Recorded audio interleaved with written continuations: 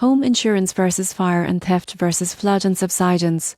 Which one is better for risk-prone areas? If your home is in a high-risk area, whether that's near a river, in a storm zone, or close to old mining land, getting the right home insurance isn't just important, it's essential. Most homeowners think a standard policy covers every kind of disaster, but the reality is, different types of coverage protect you from very different threats. Let's break down home insurance, fire and theft cover, and flood and subsidence policies to find out which one suits you best. First, standard home insurance. This is the all-rounder, combining buildings and contents protection. It covers things like storm damage, break-ins, burst pipes, and sometimes accidental damage. It's a good starting point, but depending on your location, it may not fully cover natural disasters like floods or ground movement. Always check the exclusions, they matter more than most people realize. Next, fire and theft insurance. This is a stripped-down version of home insurance that focuses specifically on two common risks, fires and burglary.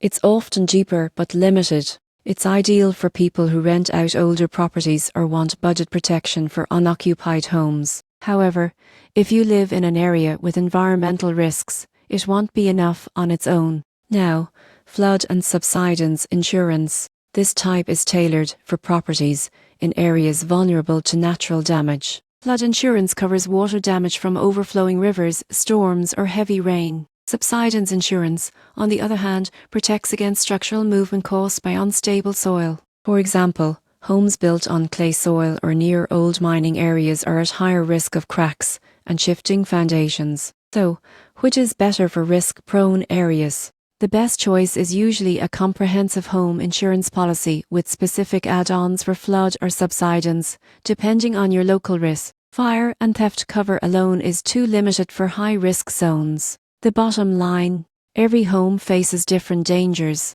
The smartest move is to tailor your insurance not just by the cheapest option, because protecting your home isn't about luck, it's about preparation.